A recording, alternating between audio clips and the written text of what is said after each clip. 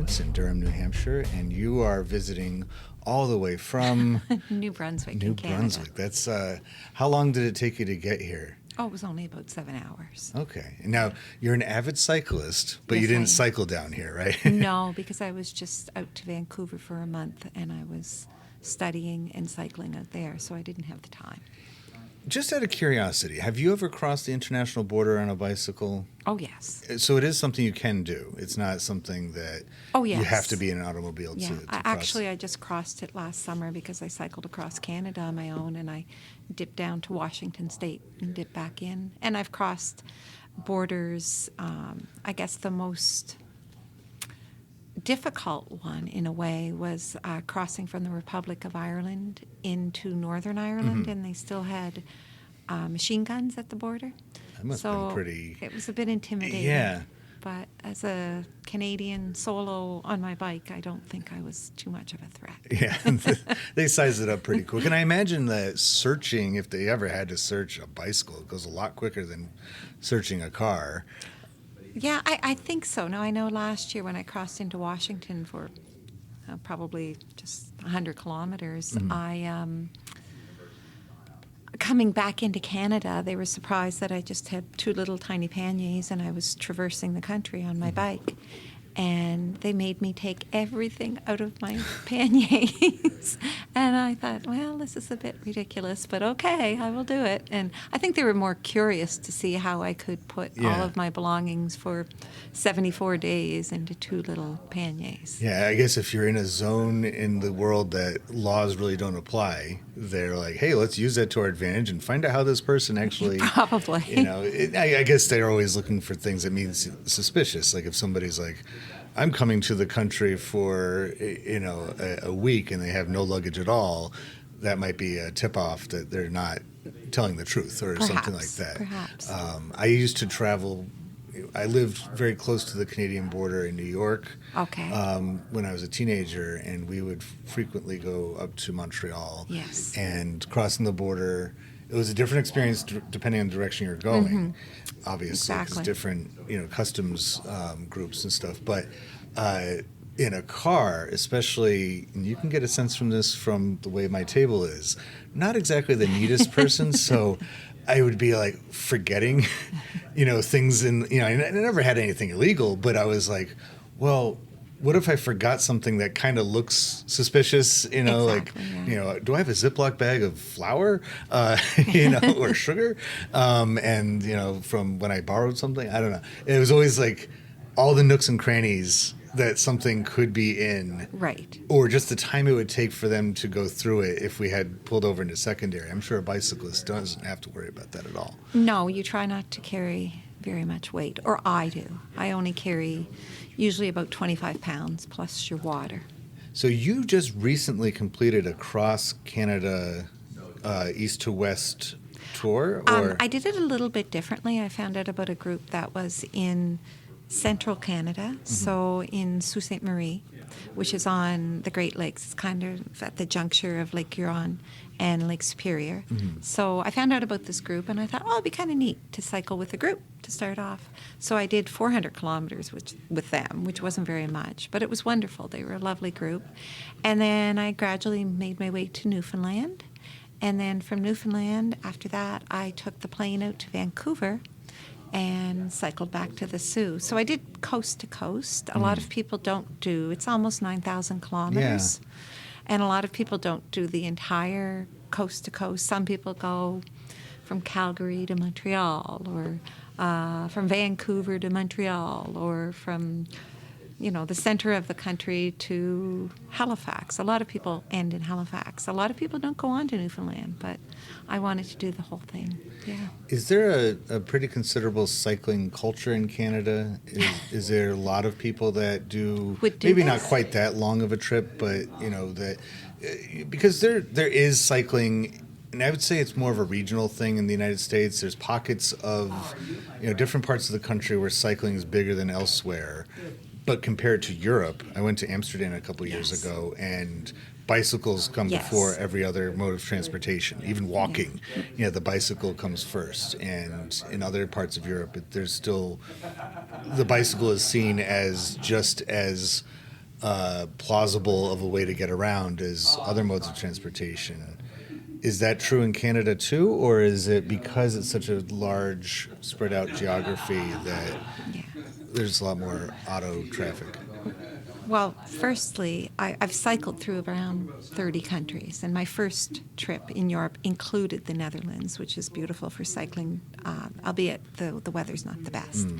But so their culture in pockets of Europe and the British Isles does lend itself to cycling, which is very similar to Canada. I'm from the East Coast. It's very hilly. We have narrow roads. We don't have the population, so most of people that cycle will cycle on back roads, country roads, and we're, kind of hardcore road cyclists, and some of us are touring cyclists. But if you were to go to an area that is perhaps more affluent and has a better infrastructure, some of the bigger cities, and even some of the cities around where I live, have a short commuting system that you can cycle through. So I find that most of the cities in Canada, the larger cities, do have a pretty good infrastructure for commuting. And that being said, cycling across the country, some of the areas around Winnipeg and Manitoba have an incredible cycling group, of which some of the people came out and met with me and cycled into town, into Winnipeg with me. So it depends where you're at. It depends on the topography. Yeah. There's not a lot of cyclists where I live, because you're going up a hill, you're going down a hill, and that's kind of your day. So if you don't like hills, you're not going to cycle there. And there's not too many cycling routes. So.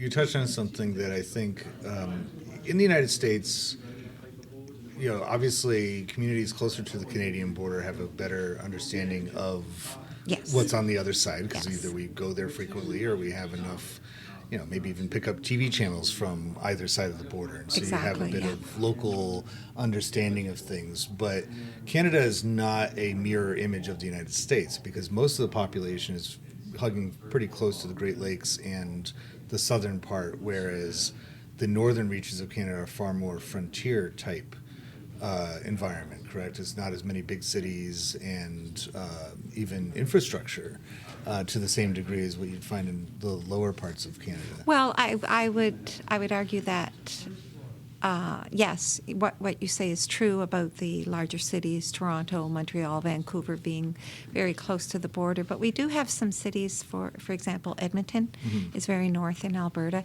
Even in our area of the Maritimes, which comprises New Brunswick, Nova Scotia, PEI, and then the Atlantic provinces, which includes Newfoundland, we do have some larger cities. Yeah. And there's a good infrastructure there. We don't have the population, but post-COVID, we are getting more and more people moving to the Maritimes. So I wouldn't say the infrastructure isn't there. It's probably just a different type of infrastructure, and we get used to living within that different environment.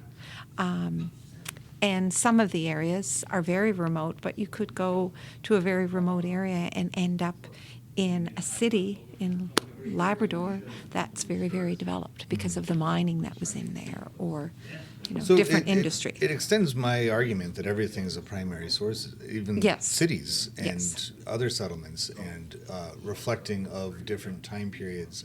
And that's true across the world. Yes, I was talking with somebody the other day about cities in the eastern part of the United States usually have far more resemblance to earlier American history and even European feel to them because of when they were settled and how. And then you go further west and you're going to find much more modern cities with a real, genuine layout to them. And the infrastructure question, I think, is exactly bringing us to your selection for my table. I found this book about a month ago at a thrift store. And I just love the graphics on the cover of it. I thought it was really very mid-century, and it is from the 1950s, and it's called It's a Big Country, America Off the Highways by Ben Lucien Berman. And the inside of it describes, it says, for many years, Ben Lucien Berman, who is constantly growing audience, is quote, America's greatest living interpreter, end quote, has been observing the men and women of those oddly diverse regions off the highways. Here is a vivid human panorama. He sets down these unknown peoples in all of the strangeness and picturesqueness. They resemble the frontiersmen of our early history, with lives full of drama and heroism, salted with rich native humor. This 1950s is a car-centric era. The interstate highways were an extension of the expressways that had been being built since the 1930s.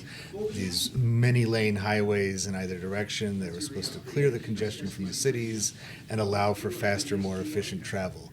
But this is a document that identifies something I'm sure you found to be absolutely true in your cycling travels, that the faster you go, the less that you see. When you have been journeying through Canada, do you see a similar kind of idea that was just expressed in the inside of this book of you get to meet the people, you get to know them, and you wouldn't if you were using a car? Yes. Well, I think when you're on a bicycle, first of all, you have to accept the fact that you're not going to travel hundreds of kilometers a day. My longest trip through the mountains, anyways, was 218 kilometers in one day. Wow. And then my shortest, I don't know, depends on who I would meet that day, maybe 45 kilometers. I think that was probably the shortest. But some people that cycle across Canada cycle only on the Trans-Canada Highway.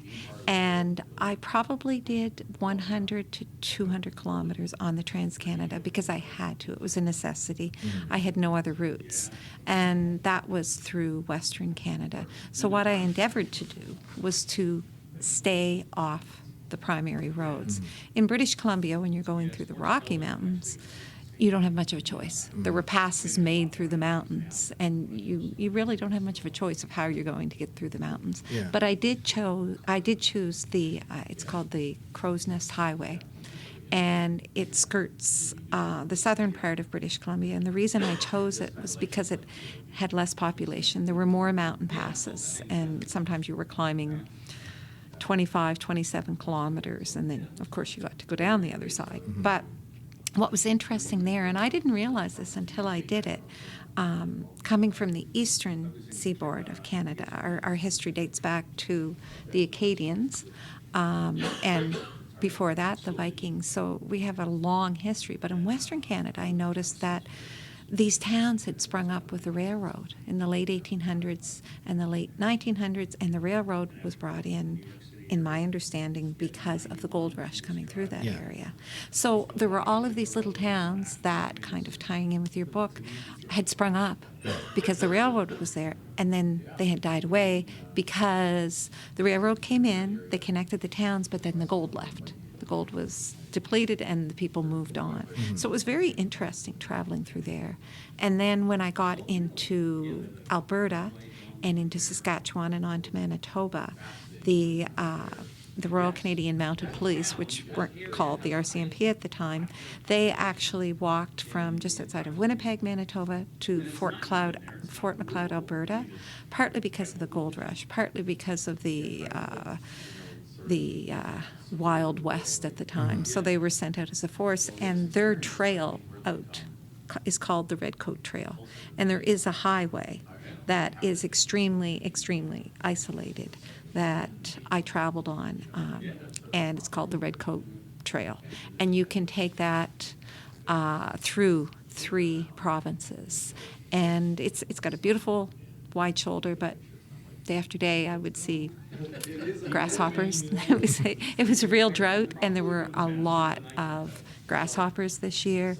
Sometimes I'd see a couple transport trucks. I became friends with some of the truck drivers who kind of watched me over, if they were traveling 400 kilometers back and forth hauling gravel or grain, they'd toot their horn. They'd start to toot their horn, and I got to know them. But very isolated areas, but also you see names of towns that no longer exist because the highway has moved from there to the Trans-Canada.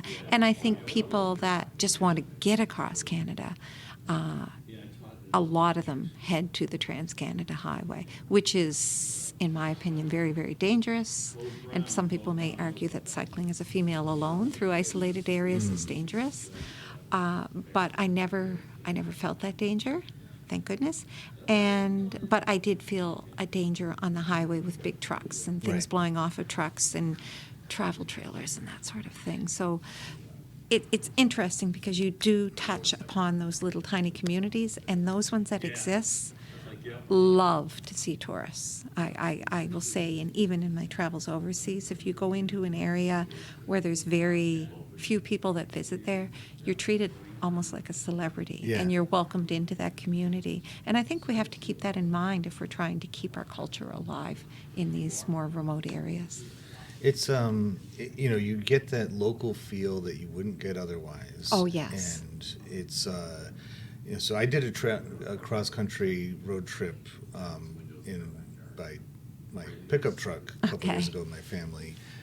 Nice pickup truck, not a clunky thing going down the road. We went from New Hampshire to the Grand Canyon. Nice. And it was, what's interesting, what I find about this particular cover art, and I don't know who made it, if the author was consulted at all, but it's hard to tell if they're trying to depict the U.S. highways or the interstate highways. And in Canada, you were mentioning about the Trans-Canada Highway. Is that a multi-lane, 4 to 6 lanes across kind of highway, or is it more single? Most each of it way. now is twinned, at least twinned. So Okay. you have 4 lanes.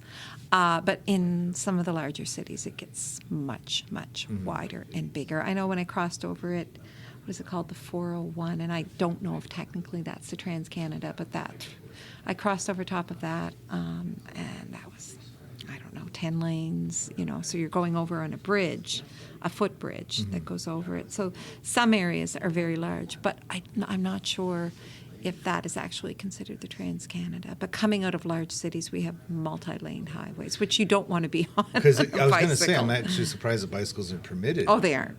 They aren't. Oh, But- they're not. Okay. But some of them more, like I had to get on in Manitoba for about 200 kilometers, and some areas were just one lane, and then it was divided in some areas as well. So very, very small. And I'm sure I've never cycled up north. I stuck mainly to the lower area, but I've traveled there. And I'm not sure if the Trans-Canada actually is just one lane. Our major highway between the state of Maine and St. John, New Brunswick, is parts of it are just 2 lanes. You have traffic coming towards you, and they're trying to change that, but it's all about the economy. Yeah, it's a tough. I mean, that's a big project to. Oh, it's widen huge. lanes. It's And huge. Even for the highways that are meant for that. And the reason I ask is because when we traveled westward and then back east again, we mainly stuck to the interstates, the ones Oh, really? that this one is definitely a reaction to, because it was just we were trying to cover as much time ground as possible. And looking back on it, even during the trip, we were kind of kicking ourselves because we could only stay in towns and cities for a few hours, and then we had to get back on the road to get to the next stop on our map. And a few times we would hit the secondary roads. So in the United States in the late 1920s, about 1927 is when Congress passed the Highway Act, which was to create the U.S. highway routes, and those are the ones like around here. We have Route 1 that Yes. goes from the top of Maine all the way down to Florida, and it goes across the country. And in California, they have the 101, which goes right along the coast. And then in the 1950s, so states had been building their own highways. Connecticut had a turnpike, Pennsylvania had a turnpike. They were exploring the idea of these big, kind of like the German Autobahn, big highways that could handle several lanes at a time.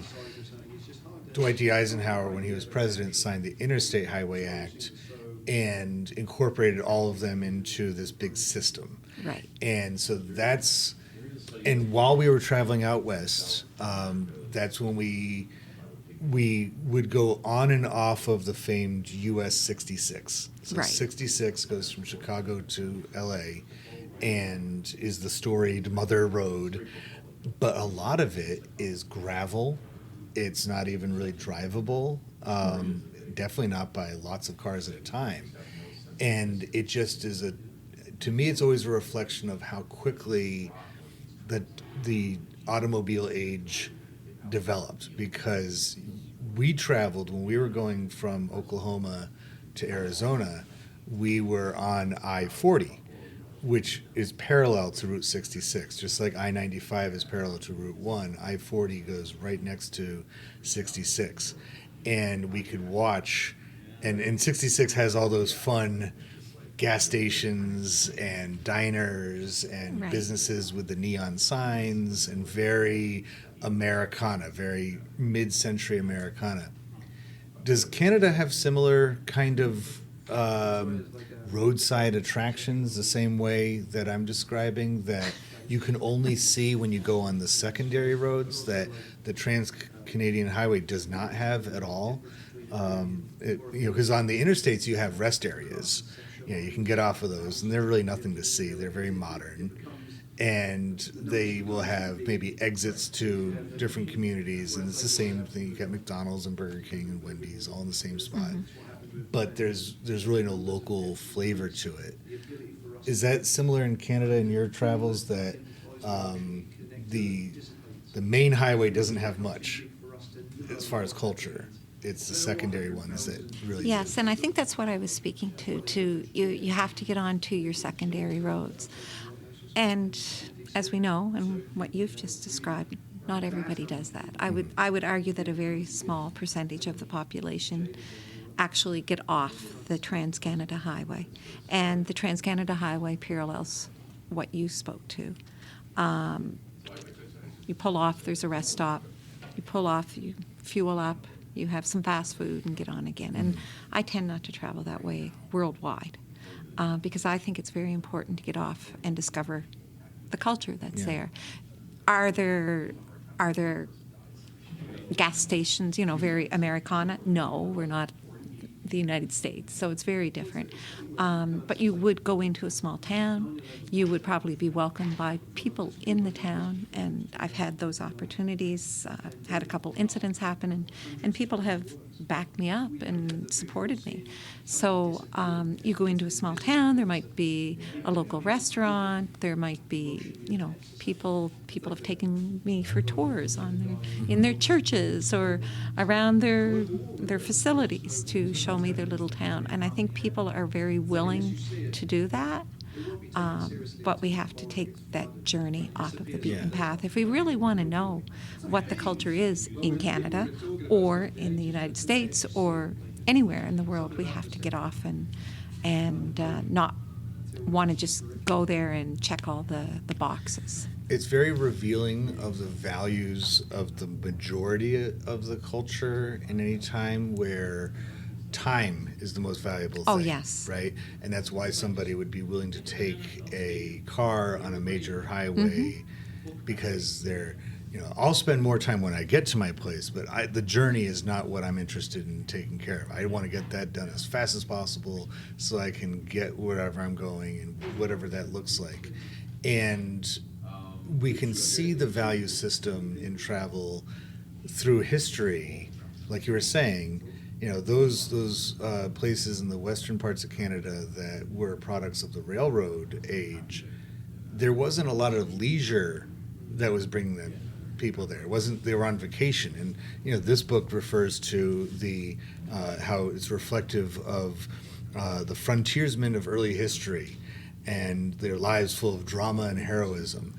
They weren't going to the western part of the country for relaxation. They weren't there because, in fact, that topic probably didn't enter their head except for maybe a couple days out of the year where they could rest from their chores and their jobs around their homesteads and things. So it's these roadways have, kind of embedded in them so many different ideas, attitudes, values that span a timeline just as much as they span the country. And I would argue with that if we think back to pre-colonialism, most indigenous cultures were settling along river sources because that was their mode of transportation.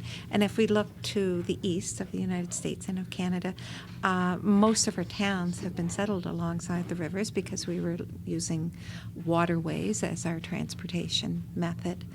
And I argue that getting on those old roads and visiting those small towns is also much more beautiful than taking the main highway and going across at a lightning speed, right?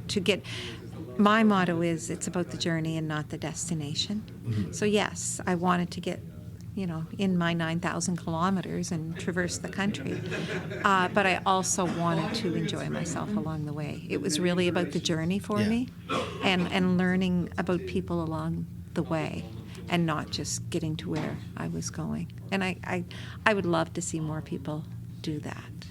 Well, it's especially more women. I think we're going back to that. There's more people that, and thanks in large part to organizations that make it their mission to highlight.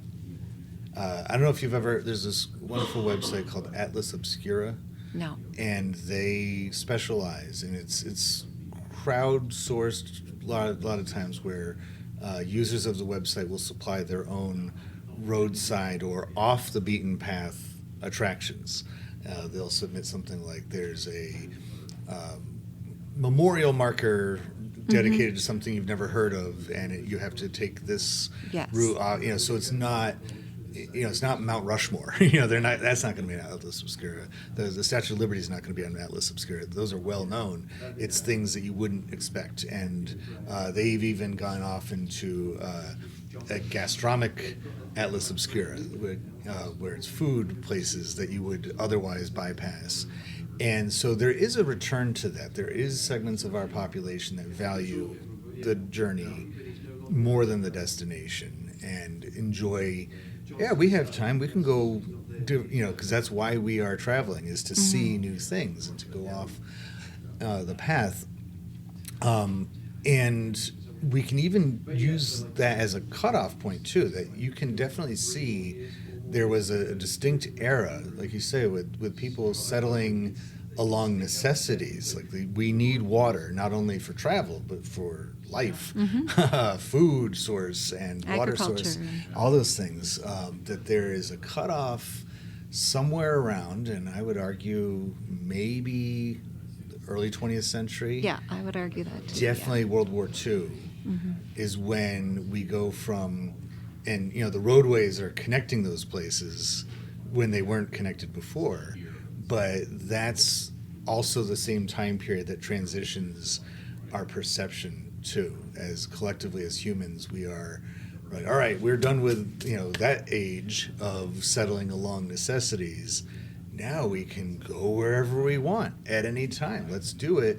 And again, it turns into, it's not the journey, it's the destination. But I'm glad to hear that there's other folks who see it, more and more as, and you have, because you are doing so much yourself on a bicycle, that's when everything is that much more seen. Because you're going so much slower than what a car would do. Especially with the headwind. But I am still super impressed that you could cover that many kilometers in one day. I couldn't even do 3 probably, but that's just because I'm not an avid cyclist. Never say never. You never know. And I would encourage women to get out and do it as well. I've been doing it for many years and don't publicize it. For the mere fact I think we are more vulnerable and we have to take extra precautions. I don't stealth camp. I make sure that I end up in a campground at night, or there's also a couple of organizations to whom I belong that welcome cyclists into their homes, and I'm actually staying with somebody here that's part of that organization, and they're also a university professor here, so I didn't find that out until I got here.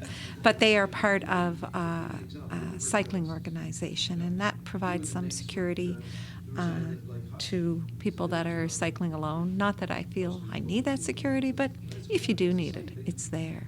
So I would encourage women to do it. Be safe about it. Don't put it all over Facebook. Don't put it all over social media, because that's not safe. But it's certainly an incredible way to travel. And like I said, I've hauled my family. I was a single mom and hauled my family through lots of different countries and on a bicycle or hiking. And it's slower, but sometimes the best journeys that you have are not those you seek.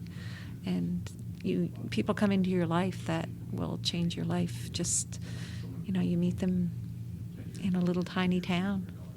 If I may, I'd like to tell a story. Sure. A couple of stories. No, time's up. I'm just kidding. Okay. I was cycling through southern Saskatchewan, and I'm Acadian, French-speaking, from the eastern seaboard of Canada. And we've been there. Actually, the Cajuns are Acadians that left, as you know, and went down to the New Orleans area. But I had heard that there was and I knew that there were a lot of French communities in southern Saskatchewan, and people said, "Oh, no, there's no French, there's no French."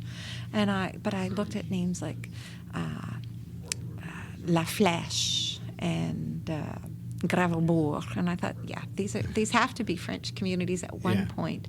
And so I headed south along the Red Coat Trail, and I had several days of 40 degrees Celsius headwind, grasshoppers, no tree to hide under when you're in the middle of the prairies, and winds, often headwinds or crosswinds, but mainly, it was windy and very rarely tailwind. And I pedaled into a small town that only had a gas station and it was a tumbleweed town, and met an older gentleman and a girl there, and she was working. He had gone in to pick up some hardware stuff. So I went to the next town, and it was called La Flèche, and got into town, and lo and behold, this gentleman's walking across the road, and I was going to the co-op. And he talked to me, and he said, "Would you like to go out to dinner?" And I said, he was about 75, and I said, "Sure, I'll go out." I said, "I'm often alone, cooking by my tent." Yeah. And so I popped into the co-op and got ready the night, and off we went to dinner. Well, because I had been cycling day after day in this stifling heat, and then popping into wherever I saw, or hiding behind gravestones to get some shade. Oh my goodness. I was dehydrated, and I realized that night. And although I had been consuming a lot of electrolytes and a lot of water and popsicles and orange juice and everything like that, I was dehydrated. And he drove me in to, I had his number, and the next morning he drove me into Gravelbourg to the hospital and waited for me. And then he drove me back into town. And in the meantime, through an organization, the cycling organization, I was going to stay with a lady 400 kilometers down the road in another little town called Arcola. And she said, "I know people in La Flèche. We'll get you a hotel room for the night." So in this little tiny community from another little tiny community 400 kilometers away, I was put into a hotel room for the night. And didn't have to tent because I was dehydrated. And I just thought, wow, isn't that neat? That's just a really pay it forward, reciprocate experience. And then I was cycling through Ontario, like 2,000 kilometers later, and there's an area that's very, very isolated. And I was nervous going through it because there's a lot of Indigenous women and missing and murdered Indigenous women through that area. And I was nervous. I knew day after day it wasn't flat like the prairies. There were a lot of trees. There was a lot of places that I could be taken off the road. And I get a phone call from this gentleman in La Flèche. And he said, I've been thinking about you. And I said, okay. And he said, I think I'll bring my car and I'm going to follow you through there. Oh. So here's, I know he wanted the adventure too. Yeah. And here's this 75-year-old man that drives across, an eighth of Canada to follow me for 5 days or whatever until I get to an area that's more safe. And I mean, he had fun. We had a lot of fun. It was something that was out of the norm for him.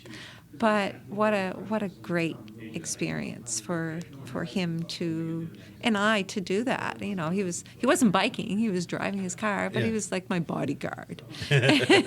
So it was kind of neat. It was a really exciting. And that would not have happened had it not been for you recognizing the relationship potentially of having Acadian extensions into that knowledge that you had of. Yes.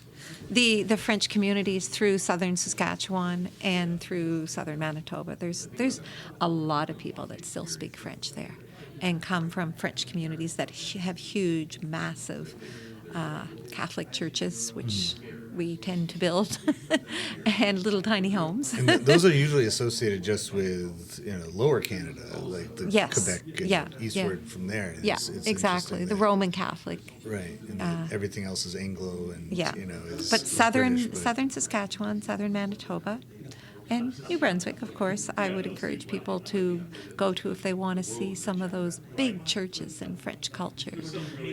We have a lot of fun French culture, and actually, also in southern Saskatchewan, somebody said, you should pop into, they call it Forget, but it's Forget, and it's a little tiny town of 45 people, and I said, sure. And there was a large church there, and there used to be a school, a large private school for boys and girls.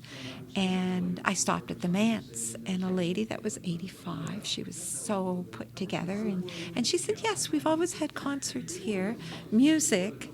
And she said, but the building we owned, it burnt down, but I encourage you to go to the Red House.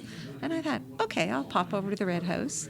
And there were people out in the backyard jamming, and I play Celtic music, and I'm a step dancer, and my son plays the fiddle. So they said, come on in, and they were sitting out back, and we had friends in common. I know fiddlers from Western Canada, and they knew people from Eastern Canada. So we jammed. We jammed all afternoon and spoke French and English and had a couple drinks. Probably the most North American possible thing you could have done is all of what you're just describing. These are incredible stories. And I think that had you been in the 1950s, what compelled this guy to write this book? He was probably a kindred spirit. Right. Kind of like, let's not forget and let's stories. Notice what's still here to remind us.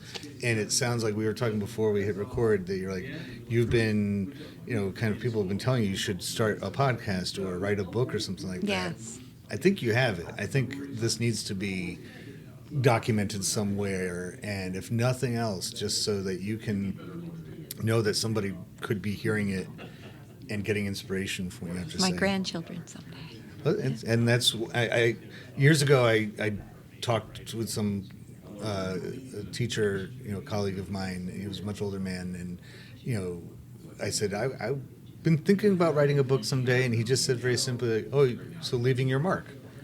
Yes. That's what it's all about, and I'm sure that the story you just told is remembered by the people that were involved in it. Oh, I'm pretty sure. They see it, yes. and I'm sure they tell it very similarly, from their perspective, and you put that all together, and you have yourself a history, right? A document, and so I encourage you. Thank you. To do it as well. I may reach out to you.